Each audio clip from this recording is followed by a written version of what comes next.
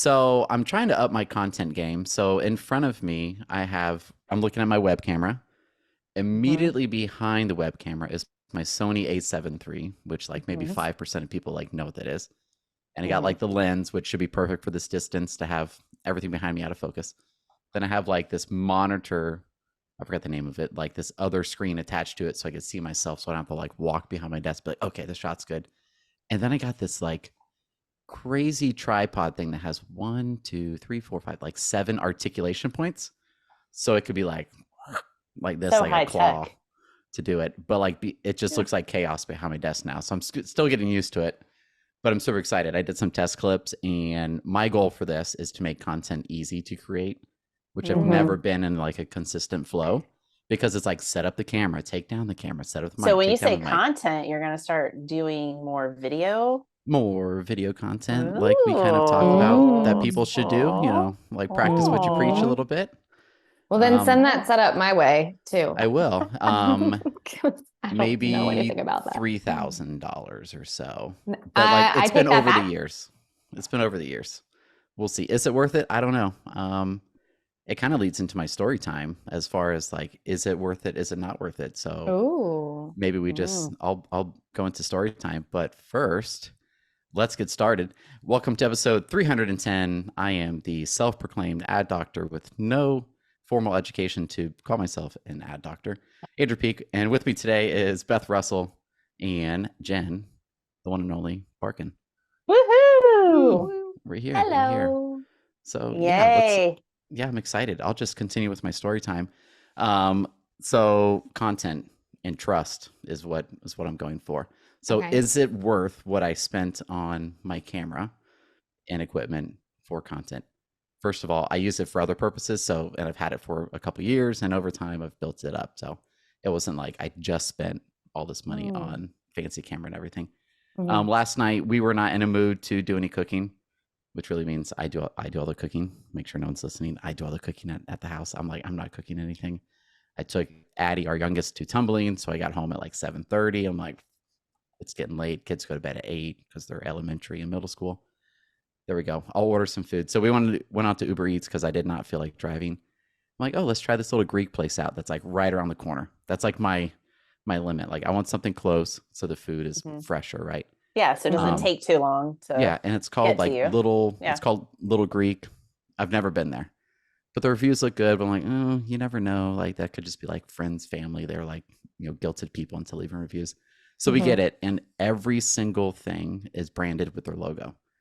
Like we got a first of all, how do you pronounce GYRO? Euro. Euro, Yeah. Well, utero, or the like do you first roll thing the that I R? Do you wanted to not roll the say was R? gyro. Gyro, Yeah. hero. Gyro, but I'm pretty Hero or sure that's not right. It's definitely regional, right?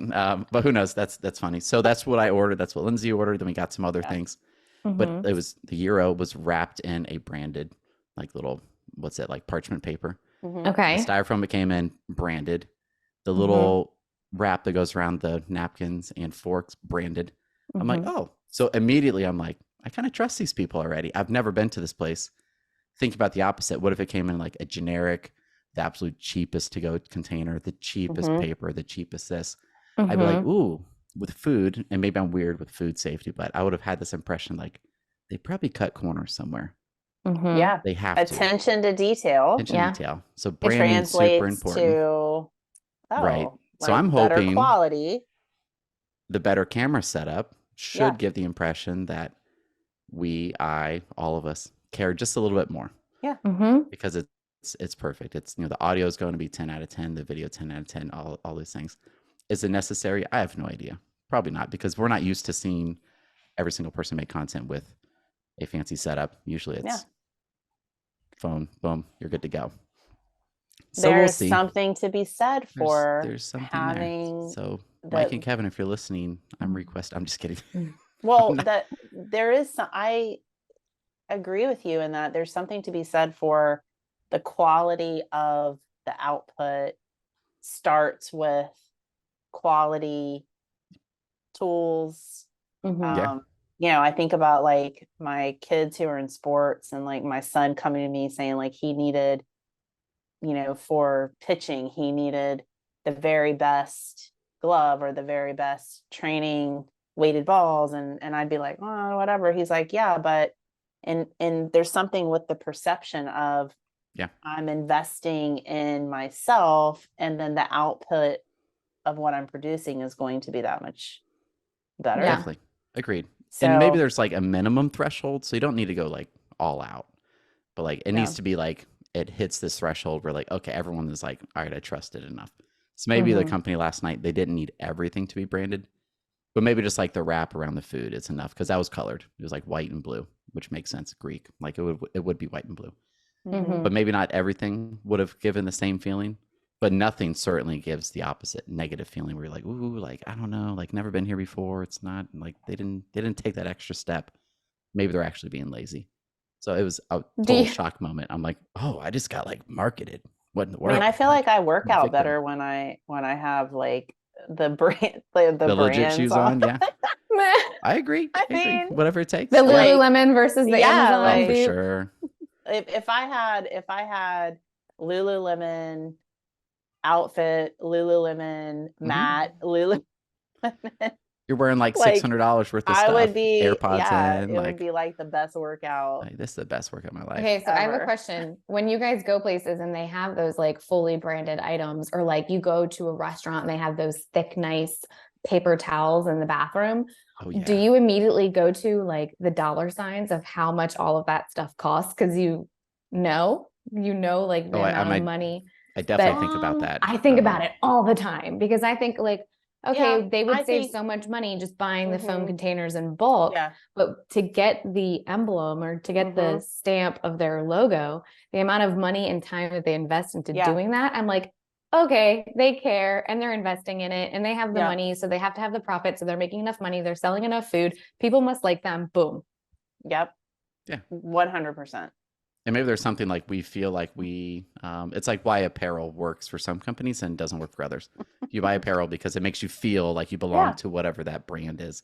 I think that Mark at the summit, I forgot his last name, from 1000 Watt. Davidson? He talked about that. Was it Davidson? Mark, super cool dude.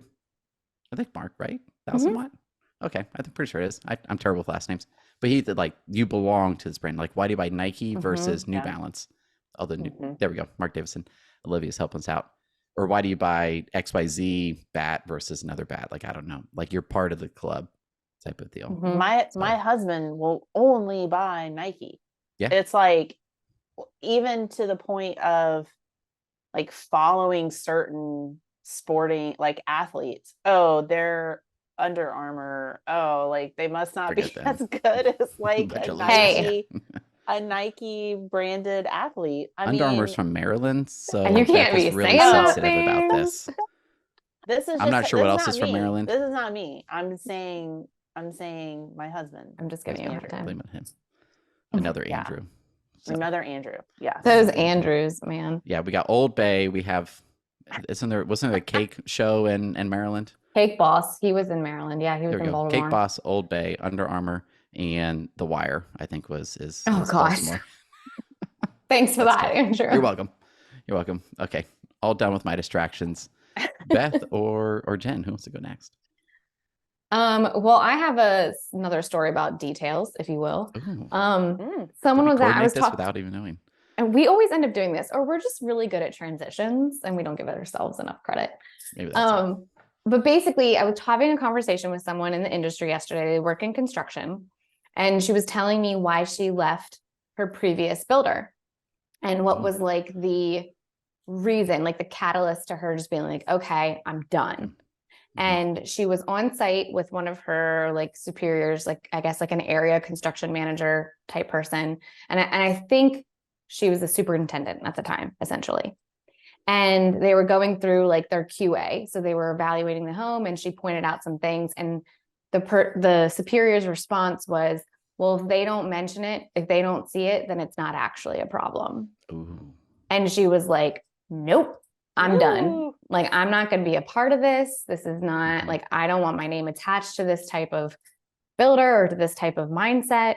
And I think it's just really interesting because it points to integrity, right? And the That's details. Exactly what I was thinking. Yeah. And that's the definition of integrity. Exactly. And it's like she wasn't willing to compromise her integrity to be a part of it.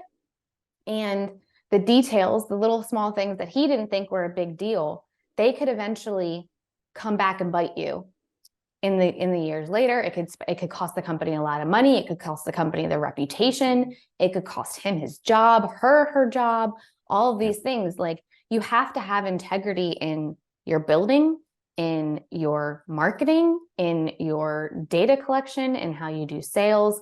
Like, if we lose our integrity, then there's a domino effect that could happen later on that could really cost us a lot more in the end. So Agreed. it was a cool little story. And I was just like, dang, you go, girl. You go. You get it. Yeah, you go. You go to a builder who cares about that. Yeah, especially on the home side. I mean, that's the product. Like, we're building homes. We're not. Yeah. I mean, I'm not building homes. She's building homes. You know, props to her. Like, that's there will be someone living there 24/7. Like, they will find those things eventually. And I wish there were more people like her in all areas, right? Not just in construction, but in marketing and sales and whatever, because her response to it was, I don't want to be a part of the problem. I want to be a part of the solution. And if I can't make it better, then I don't want to be there. Or I don't want to be in this industry anymore. She was like, I'll go like work at Chick-fil-A, like, whatever it is, like where Integrity. I feel like I'm making people happy. For sure. And not be on a home inspector's TikTok reviewing like yet another. Have y'all seen those? Yet another home builders. I'm being kind. Like, it's TikTok, the content goes viral-ish because it's interesting. There's a story, there's tension, right? That's more interesting than a perfectly made home. Yeah. Right? Which one do you want to watch? The home that looks like it's falling over, or the one that's like, oh, look, it's perfect. Yeah, the train wreck. Yeah, you want to watch the train wreck. Yeah, it's the same. You're what's that, rubbernecking? You're turning, you're like, oh, okay, cool. You're looking at the accident, essentially. So it's just drama. What do you got, Jen? Well, I've got lots of things to talk about, but one thing that really stuck out that's super relevant right now is that I was talking on a coaching call this week with an online sales specialist, and we were looking at numbers. And, just one thing to keep in mind, I think, as we move into this next few months, things are a little harder. People are looking at numbers and really scrutinizing everything. And so we were doing that together and just talking about lead to appointment. Specifically, hers had dropped from September to October. Okay. And I was like, okay, like, why do you think that is? And I was expecting she was going to say something like, well, it's really harder right now. Like, customers are being it's harder to get them to an appointment. That's what I was anticipating she was going to say. But what she said was, she goes, I think it was me. And I think it was my mindset. She goes, I had kind of gone down this rabbit hole of watching a lot of media talk about interest rates and how the market is tough. And she said, I think that was affecting me. And I was projecting concerns I was having about the market onto the customers I was talking to. And so I sat back and I was like, that's really insightful of yourself, that you're self-reflecting and you're realizing. And I said, okay, this is what we're going to do. I said, right now, let's write down, what are the pros of buying? Let's switch our brain. What are the pros of buying a new home right now? And so she was like, okay. She's like, we have inventory. She's like, there's not a lot of other inventory in the market. I'm like, exactly. She's like, we have, a warranty, we have a home warranty. It's a new home. And I said, exactly. I said, so think about, cost versus, the cost of buying a new home versus the cost of a resale home, where you might have a lot of other expenses that go into that. And she's like, exactly. And I said, okay, what are, I said, what else? She goes, incentives. We have incentives. I said, exactly. There we go. That's a good one. Yeah. I said, you have incentives, you have a warranty. It's a brand new home. You have inventory. I said, builders have, the ability right now to provide those incentives that used homes don't have, on the market. And so I said, what are the cons? Okay. We've made our pros list.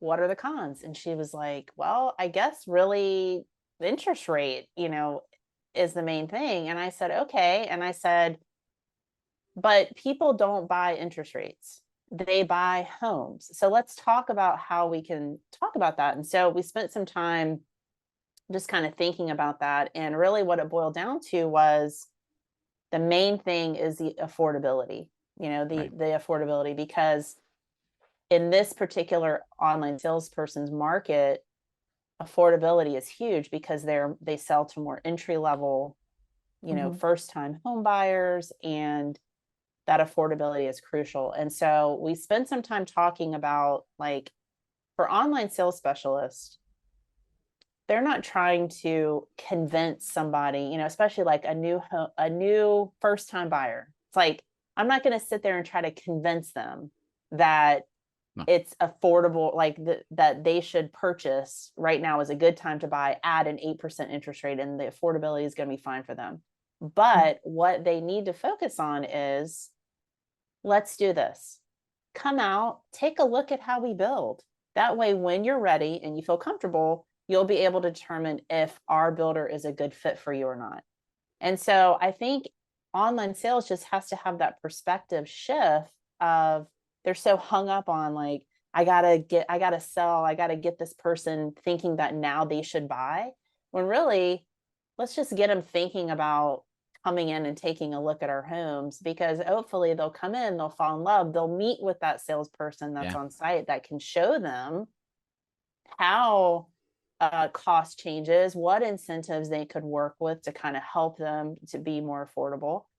And so it was a really good exercise to kind of go through that. But how powerful, I mean, what you guys agree, like that mindset of, Mhm. like, if you're sitting there thinking like, yeah, like doom and gloom, that's going to project onto the people you're talking to.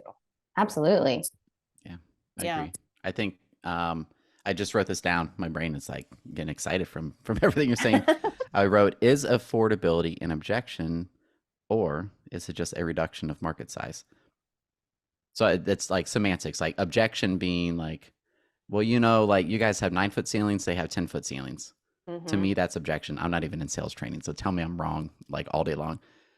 Versus affordability is like, if you cannot afford the home, like that doesn't, there is no objection. Like you're not in the Right. market because you Exactly. can't. It's Like not really an it's objection. not like, Exactly. like work your finances a bit. It's like, Right. no, like like for this person, we have no debt. Our income is as such, like Yeah. here's what we qualify for. That's not an objection. Like you can't do Right. anything about it. But the Yeah. objection is like, to me, there's choice for an Yeah. objection. So if they're on the phone and maybe they haven't been pre-qualified, they're just brand new. Yeah, get them excited. Like, hey, come on out, have Well, so much exactly. fun. Like, come see our communities. Exactly. Talking to people we know. Just Halloween was what, 2 days ago. Mm-hmm. Our Halloween experience with our kiddos compared to our friends who live in where we're at, like we have very few new home communities. Pinellas County, St. Pete, Clearwater, like west of Tampa, very few new home communities. Our kids' Halloween experience, I can guarantee, is 100 times better than those who live in a quote traditional community that's like where it's just like 68th Avenue, 70th Avenue, whatever it is. And like they're like, there's no one doing like trick or treating. I'm like, oh, come to our plot. We got 70 houses. Everyone is out, end of their driveway. You don't have to knock on the door. Candy, candy, candy, candy. And we're Yeah. used to it. And so it's fun. Or they go to Wintry Oaks, which is a older established community. One entrance in, one entrance out. So they're all going to these places that are communities. Like, wouldn't you want to live in a place like this? Like there's 20 kids on the block, like all these things that are, if they can't afford it, like it makes the move. Like, okay, so we're $400 more per month, whatever it is. Like that's a lifestyle upgrade, but Yeah. for a good reason. If you have kids, if you could even have that discussion. But there's more than just the numbers. I think people forget, like there's more than just the dollar amount. Like there's the value of community and being Yeah. around people. If you have kiddos, or if you don't, like Right. going somewhere where So, like it's active. so exactly. So to that point, online sales can't have to be careful about getting hung up on, their job is to engage and to get somebody excited about the Get excited. possibility of buying or building, not to sell the home over the phone. Yep. Leave Sales that agent. for the salesperson. Leave that Yeah. for the people that are trained to do that out on site. Just get them excited, have them think about what it would be like to live there. to trick or treat there Yeah. in that community and get them out for informational sessions. I've said this like 20,000 times. Mhm. Get the word appointment out of your words, your vocabulary, and start talking about, we'd love to host you for a discovery tour. We'd love to host you for an informational session. And I'll be sure to let everybody know that you are just in the beginning stages of looking. They come out, sales gets them excited. They Mhm. see how they could be living in the home. And that's the shift. Like, that's the mental shift that has to happen. Yeah. And I think in any rocky market situation, or when these doom and gloom conversations are kind of, or thoughts are looming either in your brain or the people that you're talking to's brain, remember one core thing, and it's that they're calling you for a reason. Exactly. Like, they had to get on the they website. saw the interest rates. Yeah. They had to be when looking. they called you. Yeah, exactly. And if you just remember that, it can help you get in that mindset of like, okay, they're calling me for a reason. They're interested in this market. Let's have a party. Let's talk. Let's make it fun instead just come of check it out. Yeah. What do you think? Pick up Starbucks on the way, like come hang out a little bit. Like, I don't know if, like, to me this would be a thing. I don't know if you could do this because it is the person's schedule, but like you find out they have kiddos, like, hey, yeah, come by at 4:30 today, or like schedule an appointment where like the kids are out. Like, if you happen to be that familiar with like the schedule, like, and then they pull up on the street and they see like kids running around. Ours, I feel like most of our street, like, we raise our kids like free range chickens. Like, we're just like, let them roam. Running let them around. roam. It's Yeah, gated. They're let out. 'em Everyone's roam. got Ring cameras all over the place. There's usually like 2 or 3 parents out doing something in their yard. And there's 15, 20 kids out. Now, if they're an older person with no kids and they don't want that, that'd be a terrible idea. Don't Like, send them out yeah, at like the Dennis the witching Menace, hour. you know? Oh, goodness. What fun. Yeah, you're just getting them excited. Yeah. Why not? Why not? Yeah. Any other stories we need to talk about? Anything else happen? Not on my end. Well, Ooh, listen, part 2. I could tell you, Andrew, that today Beth presented to our online sales academy. I love it. And why was she presenting to our online sales academy was because we wanted to do a session, like a marketing 101 session for online sales. Okay. That's needed. We talk to online sales all the time. Like, your job is to quantify what's happening. And like Beth said, when we were talking about earlier, somebody's like, yeah, I didn't really understand what that meant. Like, I hear like how important this is, but what does that even mean? So like, Beth, what? I think with everybody I think what was really powerful, the conversation that you're referencing, Jen, is that she was like, I heard when I took this position that I would have to own my data and I'd have to know my numbers, but I didn't know what that meant or the impact of actually doing that. And so what we did was painted a picture alongside Jesse and Amanda of what that meant from an organizational standpoint, going back to integrity, how important those numbers are, and this like vital position that the online sales people have within maintaining that flow of the funnel, and the kind of feedback and data and information and collaboration that can happen between marketing and online sales. And I think that's kind of where Do You Convert was rooted from, is that relationship between marketing and online sales, because I feel like oftentimes we're seeing that marketing feels like a silo. They feel undervalued, unappreciated, and like it's not as invested in. And then online sales can oftentimes feel the same, where like, sales gets all the glory and they're the ones writing the contracts and people aren't really sure what it is that they do or what it really means. And they feel like they can have more of an impact. And so we kind of talked through that and how the two departments can lean on one another and work together and find solace in the two of them collaborating and celebrating one another. So it was really fun. It was really, really fun. Sounds so positive. Whoa. Okay. You know what I'm doing? I'm stealing someone, Jen, Jesse, Amanda, for the Market-Proof Marketing Academy. Yes. Boom. And Beth will also do something. What's good is like that gives me like 2 hours to like eat some food, take a little break during the academy, because we're like 16 hours of talking. Can I share something that is very relevant? Is this my horoscope with this conversation? What's that? Yes, listen to this. Gemini. Hi. Okay. Every week I pull one of these random cards out. Okay, you guys know this. I need to know Mhm. what it says. And well, I'm going to read it to you. Yes. So this week's card is collaboration. Oh, Boom. goodness. Okay, let me read to you what it says. I take pride Ready. in my role as a good collaborator and look for opportunities to help support my colleagues' ideas rather than dismiss them outright. I fill my meetings with yeses and ands, and I celebrate the constructive power they have over buts and ors. That's a Unless I work for a company that makes cigarettes and boats, in which case butts and ors would be, oh, never mind. That's hilarious. I don't know why this reminds me of Collaboration. Elena Money Garmin. I don't know why. Like, just seems like something she'd say so positively. Yeah. Collaboration. I like it. But, you know, when Beth was talking, did you notice, Andrew? She was like, She was all happy. I'm like collaboration. dancing. I do it when I She's like, eat too. yeah. When she's things like, make me happy, I just start collaboration. wiggling. Chick-fil-A nugget, Chick-fil-A sauce, But sweet yeah, tea. like, you know, No sweet tea. Oh, collaboration Diet Coke, between Coke. online sales, on-site sales, marketing, you know, it's an Mhm. ecosystem. They all need to be collaborating, working together. And even just within teams, Mhm. you know, collaborating like us, you know, like we collaborate, you know, we could easily live in our own silos between sales and online sales. I mean, marketing and online sales or whatever, but magic happens when you collaborate. The magic. I love It's a it. magical So collaboration. good.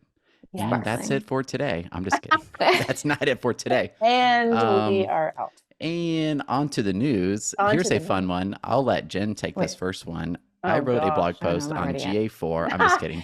Well, This is collaboration in effect. No, we won't have to do that. did you see Let that I all shared? praise You Andrew. did share it. You commented on it on LinkedIn. It was awesome. I read It was it. good. I There we read go. it, Andrew. That's perfect collaboration. You read it? Did you? Mhm.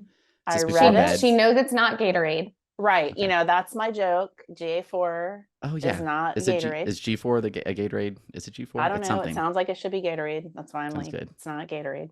Has a perfect blend of I will let electrolytes. you explain it. I read it though, and I said that I am happy that you are on this team and that you can share these very insightful things with the world. Very insightful. But It's I will very let exciting. you explain it. It's actually the opposite of exciting. It's yet another thing that Google has done to make GA4 just a little more challenging. Mhm. So, for everyone listening, previously in Universal Analytics, you can change the default channel grouping settings. So we're bringing all this data. We want to put it in nice organized buckets. You could change those settings with the default group of those buckets, channels. In GA4, you can't do that. You have to duplicate the default channel groupings, and then you have your own custom one, whatever you want to call it. You know, DYC channel groupings, like make it a cool name, or Beth's channel groupings. You know, put your stamp on it, and then you could change things. So it's like this extra step you have to do. It's really not that big a deal, but for most of us, you do have to change it a bit, especially if you previously had like a syndication channel.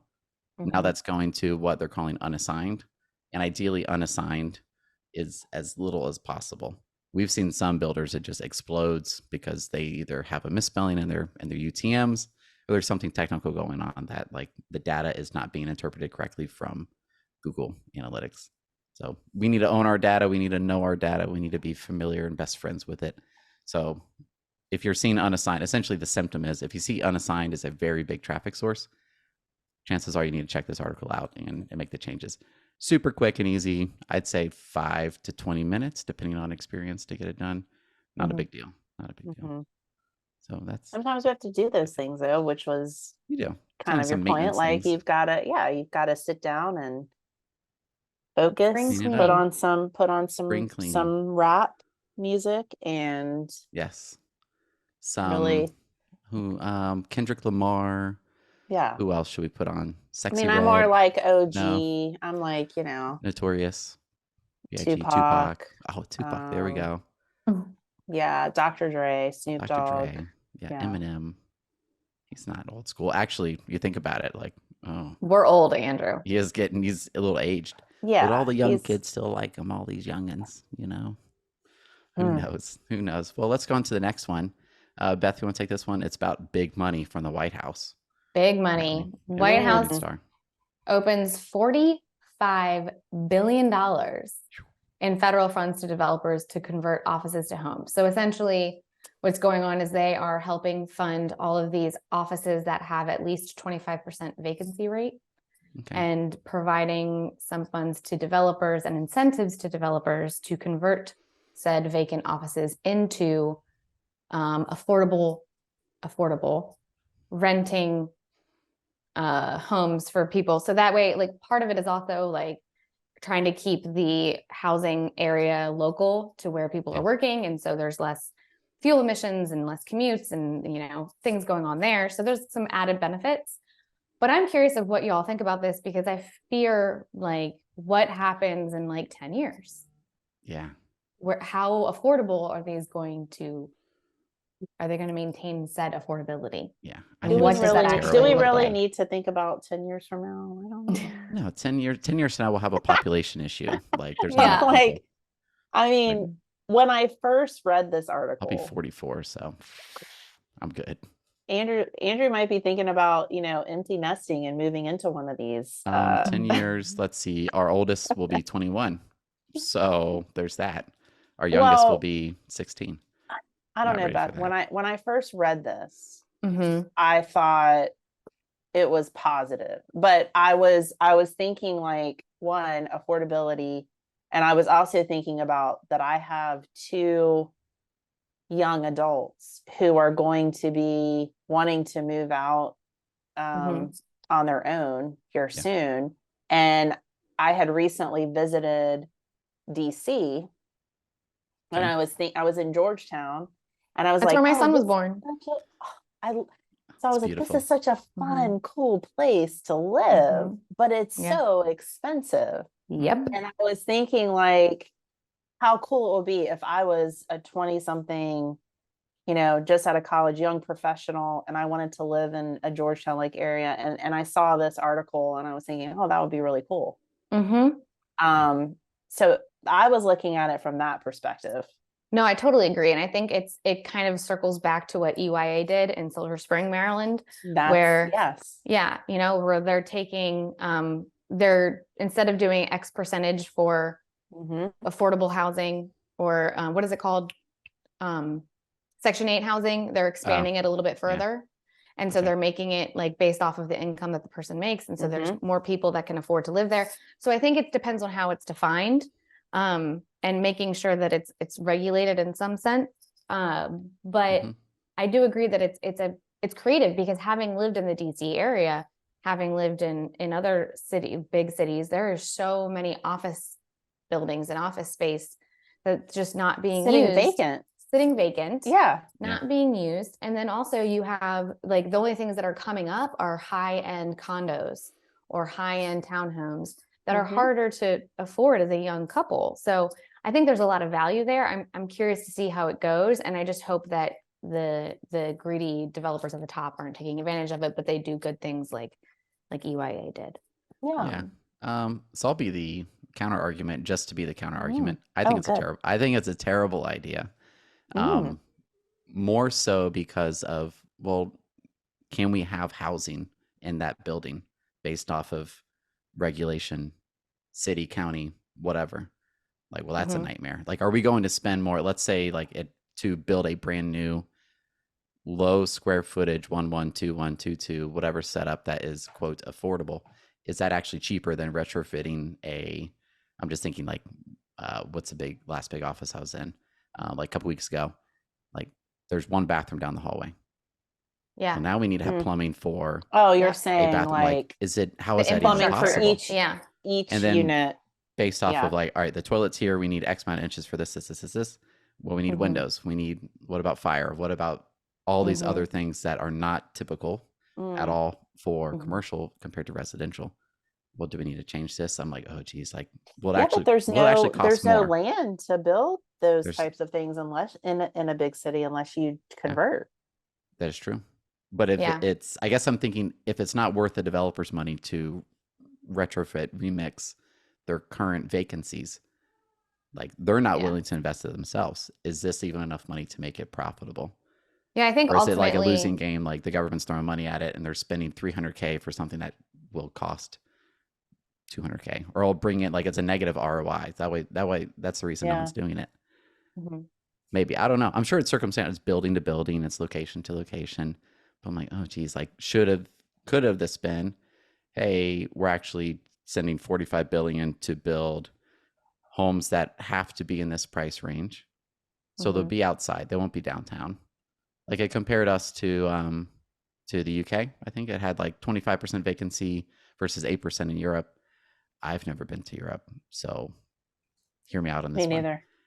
But transit and all those things are significantly better, and you're Mhm. closer. So maybe Mhm. 8% is not because there's anything wrong with our commercial property, but like it's all these other factors that make their vacancy lower.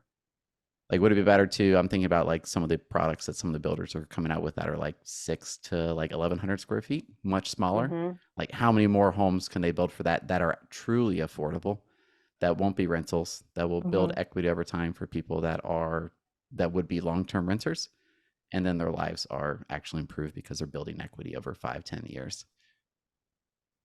Yeah. I But think there's maybe they're doing I that think it already. I don't depends know. on I think it depends on the market, the town, Yeah, the agreed. the vetting, like what, there's a lot of questions that need to be Yeah. answered to make this truly Yeah. successful and impactful. So I Yeah. think that's where it's like, it sounds great, Sounds like great. as it rolls location out- is like I think a big we could probably place a bet on this and be like, bet. okay, what's the you probably walked by it, Jen, when you're in DC. What is the government group that like essentially audits the government itself? You know what I'm talking about? I forgot the name of it. But like 10 years from now when this is done, they'll be like, well, we spent 45 billion, 22 billion was fraud because you just apply for this like the payroll protection loans. Mhm. Like all these people abusing the program. Like, this kind of has the potential for that. Like, here's a money grab, here's this, and then the timelines on it. I'm just being. So I took the negative approach on this one. Like, I like it. Let's put holes in it. No. Yeah, Who knows? interesting. Who knows? We'll find out. I don't even know if this is approved or if it's just an idea that they're pushed through. We'll find out. Well, Interesting. yeah, push on Friday to help finance. To me, a definite positive is the next one from the truthaboutmortgage.com. So that's a fun site there. But there's this lender, and what city were they in? That's got Essentially, her popcorn out. there we go. And Glenville, New York-based Trustco Bank has come up with a novel concept to get homeowners moving again, literally. So they're essentially splitting the mortgage rate. If you have a 3% rate and then you are approved for 7%, they'll meet you in the middle, and that's your new mortgage rate. So they're trying to get. Do you have to have the mortgage already with them? Yes. I think you do. So this is a very limited pool of very people. limited group. You're trading your good rate because they don't make any money on it, sort of lower yield, lower return, and then you're swapping it for a higher one. Yeah. What they kind of leave out, though, to shoot holes in their data, they didn't talk about the higher cost of the home. So you bought the home at 400K at 3%. Your new home you want to move up to is now 650 at 5.5. So, like, I don't know. Big difference. I think it's if you have to move and you're able to finance with them, like this is a great thing. But I like their image on the article, a blowout sale. Oh, that's a fun 20 to 50% off. I mean, yeah, kind of 50% off. Each in the middle. I think it's creative, and I think they're kind of taking a page out of builders, out of our books about what we're doing. But like you said, it's extremely limited. And I think it would be more interesting to me if they were able to do that for people who are like relocating. So like if a big national chain could do this, or like people who actually sell their mortgages, and you never know who your mortgage is going to, because they talked about that. Like they actually hold on to their mortgage. They don't sell them off. So like, it would have been lovely if we could have maybe sold a house and then gotten a lower rate than what we did, because we had to move. We didn't have an option. So I think it's interesting. There's some legs there. I'm curious to see if other people follow suit, or if this is just a one and done type scenario. Especially if you already, like, we refied with Rocket Mortgage because they were like amazing salespeople, like 10 out of 10. Was they that closed recently? me like 10, it was 2020, then we closed in 2021. So it's we bought our home in 28. So we went from like 4 down to, we're one of the people on here that would like, why would we ever get rid of our mortgage? Right. Like Rocket has they came out with a 1% down payment plan product, which is pretty cool. And then you get a grant. So I like Rocket's approach because then it's for almost anybody. Mm-hmm. But it'd be interesting if Rocket follows suit because they're the whole nation. They have a lot of people. Like, Mhm. hey, Andrew, I get an email from them. Considering moving, we'll meet in the middle. Market Yeah. rates are at 7, but you could be at here, and that affects a lot of people. So that's I a good mean, idea. it makes me excited that people are continuing to try to get creative on how to make it more affordable to buy a home. Like that's Yeah. the positive. Definitely. And I Like, think you know. from a consumer standpoint, it tells us that like things aren't as always black and white as they seem. Like there is some Right. creative things that could occur Right. Yeah. behind the scenes that we just aren't used to or don't know about because we're not like well versed in this, which I think ties into the next article. Yeah, the Which next is one. why I brought my popcorn, because it's been a very interesting week in the real estate world. Oh yeah, it's been fun. What's Yes. interesting is it's not really mainstream as far as like, I called my dad about it. He's an attorney. So I Yeah. guess first let's talk about what we're talking about. So this is from housingwire.com, although you could go almost anywhere and just type in Missouri NAR lawsuit Yep. and it pulls up everything. But brokers prepare for changes after the Sitzer/Burnett commission lawsuit verdict. Well, that's a lot. Who wants to explain this probably better than I can? There's two parts of this lawsuit that I think are digestible to people, right? There we go. Let's There's the one side that is saying like, hey, 6% isn't a standard. It's not a requirement, right? But we have been told within the industry and consumers have been told that 6% is the standard and the required amount that you pay like in the commissions. it's like the wait, what's that Mandela effect? Like where you just there's been something in existence that you just Yeah. Right. Like the Assume- shack. like you need assume that 20% to it's- buy a house. A lot of people think you need 20% Right. Yes, down. exactly. It's insane. like this is You don't need the 20%. this is the standard when Yeah. that was never really There's nothing any- written down in law yeah, there's saying no you like have law to pay or 6%. like yeah. Or like Yeah. even use Yeah. a real estate agent or realtor. So realtor's the registered name if you're with NAR. Now, I was a realtor. I worked for a brokerage. Yeah. But that You know the deal. was what was always it's just like that always was Yeah. existed. Like It that is was what it the is. So everyone believed it to be true. So that's Yeah. one side. And then the other side, which is the meat of this lawsuit in general, is the fact that sellers were paying buyer agent commissions. So they were essentially, their Isn't that argument was insane? that Like thinking about it. we are paying for someone to negotiate against us. And so one of the plaintiffs, I'm sorry, her situation that she laid out was like, when we said we're paying 6%, right? But when all was said and done in our actual net, whatever, my profits, our Proceeds. net profits, there we go. Our net profits that we made from the sale of our home, it was actually 20% that went to agent That's commissions. insane. And half of which is, I think that in that instance, it might have been actually to specifically the buyer, but it's crazy because they were just like that. We shouldn't have to pay. Like they are choosing to use this realtor. They pick their realtor. The realtor works for them, not for us. And we are paying them. So those two sides of things, which then, is domino effect of other lawsuits now are happening. They've already filed another one. The plaintiff attorney has already filed another one. And then you have the things that's happening that we talked about before with like Redfin saying we're not going to pay buyer agent commissions, all this stuff. Ooh. Yeah. So they're found guilty Popcorn. of collusion, and there's all these things, collusion being, let me have the definition, secret or illegal cooperation or conspiracy, especially in order to cheat or deceive others. So that sounds that's such a guilty word, right? It's so But you're like, mind blowing when you actually stop and think about this for a second. Like what you were just saying, Beth, is like if I'm listing my house and I'm paying a 6% fee. Yep. Half of that is going to pay for the buyer's agent, which you're right, is I'm paying somebody to negotiate against me or like represent somebody else in this transaction. Like when you actually think about, like that's crazy, but like literally I will admit, I have never thought about it in that way. Never Yeah. questioned it. Because it's just been part of the process, right? Yeah. I think if Yeah. we're watching like The Sopranos or one of those shows, and like you put in the accents of these like Italian guys, and it's like, hey, you want to sell your house? Okay, cool. And how it's gonna work. And you put, I'm not gonna try to mimic the accents, but like the Oh, guy's come coming on, up to you and he's, please do it, don't do it. He's like, Yeah. if you like, no, not to do it. What's funny is like Carson, our oldest, his best friend's parents' dad is from Sicily, and it's this crazy accent. It's hilarious. But they would be like, hey, you pay me, we're gonna take 6%, 3%, half of that's gonna go to this guy over here. And you're like, wait, what? Like, I'm paying that Yeah. that guy hates me. He's trying to steal my washer and dryer and like the appliances and like all this other stuff, and they want to take down $50,000 on the price.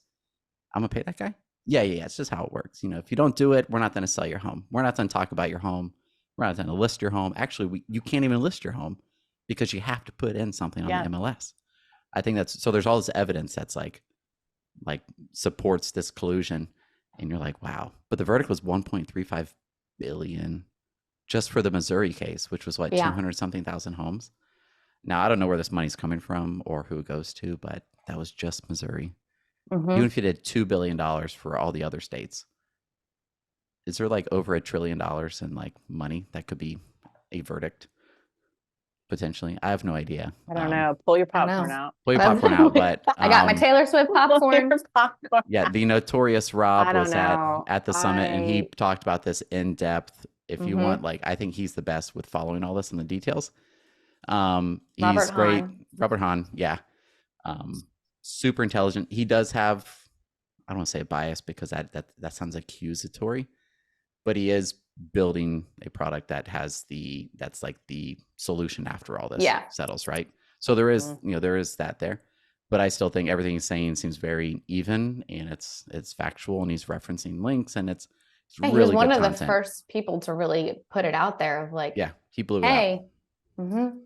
And he's been in the industry for guy. a long time and has worked alongside MLS for a long time. So it's really fascinating to totally. listen to. Yeah, it's going to be really interesting. But most people don't know about it. I talked to as I started to talk to my dad. He's an attorney.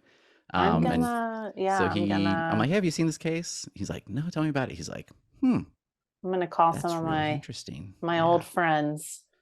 Like, how do you feel about this? Of course, realtors I just assume they're like, this is garbage. It's a bunch of whatever. I don't know. Beep. I'm gonna find out. I'm gonna poll my peoples and report back.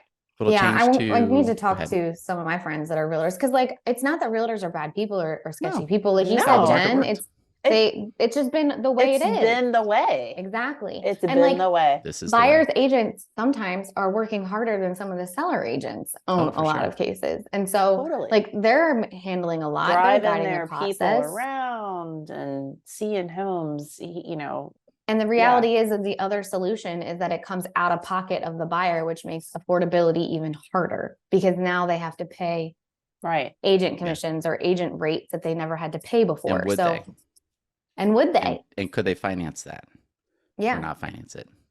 That's really like part of it's like the money's never really seen. And I think that's how it's worked for so long. Like it's just, the money comes out of here, and the buyer is like, oh, okay, cool. But if you're like, hey, for me to buy this home with you, I'll negotiate. Here's the value I provide.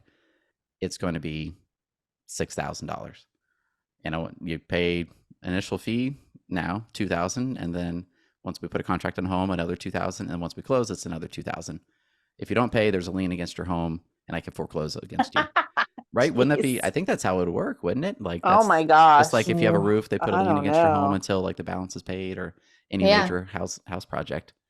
And you go, and I have to pay cash. Like I have 6,000 for my down payment, or 16 or 60. Like I have to take some of that away to pay you. What if I don't use a buyer's agent? Well, like, that's get the popcorn out. That is definitely the popcorn. This has been a great prop for today's call. What kind of popcorn, by the way? Did you make it yourself? I go with my favorite popcorn. I'm boring. So I did I'm sorry. I'm really boring. I don't like overly butter or like overly salty. So like I do, I don't remember which brand it is, but it's like the natural one and just like natural, original or whatever. I don't know. It's a brown box. I like the purple bag. Which one is that one? Boom, chicka, pop. Oh, mine is Boom. like You know what I I'm talking popped Boom it. chicka pop corn. It's not pre-popped. I popped it. Boom chicken. What is it? What is the popcorn? I need to know. People are It's like, boom this chicka dude. pop. You're right. Yeah, boom chicka pop, sweet and salty kettle corn. It's like $4. Mm. But once you open the bag, you got to eat it like the whole thing right there. Yeah, especially So- kettle corn because it could lose its crisp. Like it's like Throw it in the air bite. fryer. Just kidding. Don't do Mm. that. Sounds like a terrible idea. Well, that's it for the news this week. Current favorites and or your least favorite, what you hate. Hate is a strong word, but I really don't like it. Whatever it may be. I'm gonna be nice today. I'm not gonna go negative. I'm gonna stay positive. Okay. And stay along me eating, which is a constant That's a theme. sweet cup, by the way. Taylor Yeah. Swift cup right there. Taylor, yeah, I gotta go with my Taylor Swift cup. Okay. I took my daughter to see it. Nice. But yeah, eating all the candy. So we talked today on our marketing call, our internal marketing call, about how good the Reese's Take 5 candies are. Like, I'm not a chocolate person. I usually go towards the fruity stuff, like a Starburst or some Skittles. Oh yeah. Like those are my jam. Put those together. Oh, lovely. It's like a party. It is a But party.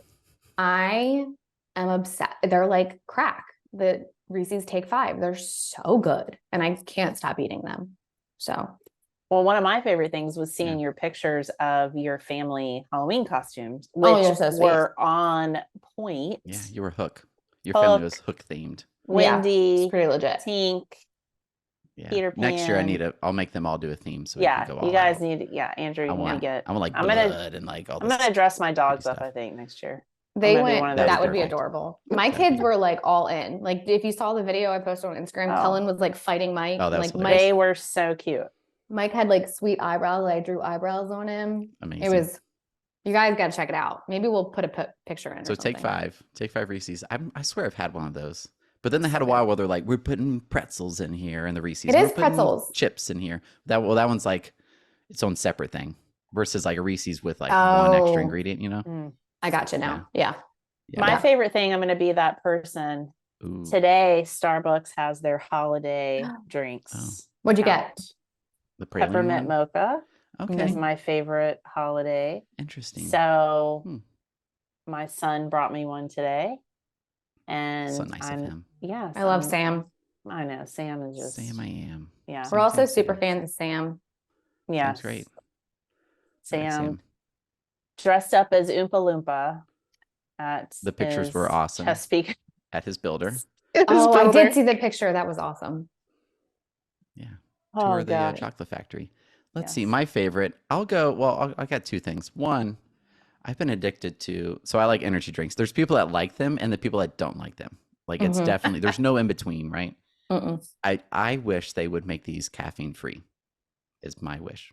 Are you I still think in the they're missing Monster? out on a market, or You have it still- like or a low calf. This is only like 160 or 140 milligrams for this one. What flavor? So here's the thing I was just thinking about how dumb someone is at Monster. Monster, you're dumb. What flavor is this? I've been drinking this on the podcast. It looks like some kind of grape. It's purple. Why is the logo not this way for when I drink it and you see it like what it is, Oh, right? yeah. Why am I looking at the logo? You see It's like the the nutrition details. facts and like the warning label, do not exceed more than 5 of these a day or something like that. But yeah, the purple, the ultraviolet, 10 out of 10, and anything grape flavor has been great. But I'll go the candy theme as far as my true favorite. I think it's Very Berry, the purple bag of Skittles Oh, so Mix. good. Mm. mixed with Starburst. Take a Starburst, Skittles in the middle, another Starburst Mhm. together. Oh, okay. That's the party in your mouth right there. That It's is good. really good. And you know what's weird is that Starburst came out with their like Starburst minis, which are basically like cut down smaller. yeah. They're Mhm. not good. They're not good. It's wrong. It's I wrong. don't. They taste like waxy. I don't know There's- what it yeah, is about there's it. less moisture in it, if that's even a word to you. They're less moist. Like they're Andrew, dry. you know how I feel about that word. don't say that. Don't say that word. That's an ick word. There's a whole bunch of ick words. What's it? There's more of these from the summit. So sign up Yeah. for the VIP list for the summit if you want to know more about our ick words. No, there's much more reasons. We'll be in Chicago next year. It will Oh, be so freezing excited. or Oh amazing. man, It's my favorite one. Chi-town. We're like right by the bean. Like we're Oh, like bean and then the okay. river. There's so much good food Counting right down the there. days. Remember the popcorn? Like, I know Oh this is my like gosh. touristy stuff. People from Chicago, Jackie Lipinski's like, oh my gosh, you people are so embarrassing.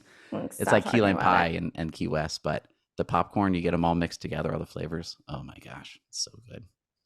Hook me On up. that I'm note, I'm starving. pumped. I'm pumped. Let's go. And it's October. It's our latest summit, I think, ever, maybe. Usually It'd it's be like great. September. We're first thinking one about was in hurricanes. October, Okay, we're going like back, late, old like school. mid-October. And Oh, that was wow. in that was Yeah. in Texas. Yeah. Yeah, Dallas. So Chicago. Yeah. A good one. And it'll be, sign up, get on that list. Well, let's see. That is it for this week. Thank you for listening. Don't forget to become a member for free of GConvert's all-access community app for home builders and developers. Watch behind-the-scenes video from the podcast, frequent exclusive postings, super exclusive, and analysis from the DYC team, access to private hangouts, and more. See y'all. Bye. Bye. Bye.